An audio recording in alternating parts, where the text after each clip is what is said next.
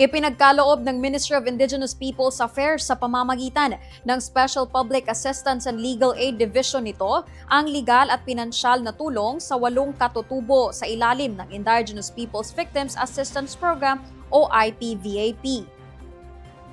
Tumanggap ang bawat benepisyaryo ng 20,000 pesos bilang suporta sa kanilang paghahangad ng katarungan sa pamamagitan ng pagsasampa ng mga kasong kriminal sa Prosecutor's Office. Layunin ng programa matulungan ang mga katutubong biktima sa kanilang gastusin sa transportasyon, panunuluyan, pagkain, dokumentasyon at iba pang pangangailangan na may kaugnayan sa kanilang mga kaso.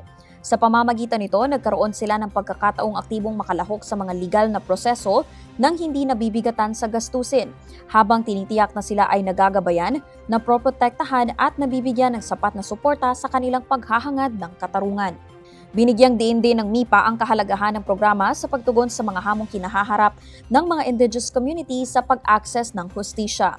Bukod pa rito, muli ring pinagtibay ng ministeryo ang pangako nitong pangalagaan ang mga karapatan at kapakanan ng mga indigenous peoples at tiyaking matatanggap ng mga biktima ang kinakailangang suporta upang makamit ang katarungan at pananagutan. Samantala, bahagi rin ng aktibidad ang pangkalahatang talakayan hinggil sa Indigenous Peoples Victims Assistance Program, kabilang ang mga layunin nito at iba't ibang uri ng tulong na maaaring matanggap ng mga kwalipikadong katutubong biktima at kanilang mga pamilya. Sa huli, ipinapakita ng inisyatibong ito ang patuloy na pagtutulungan ng pamahalaan upang matiyak na walang maiiwang katutubong pamayanan sa paghahangad ng katarungan.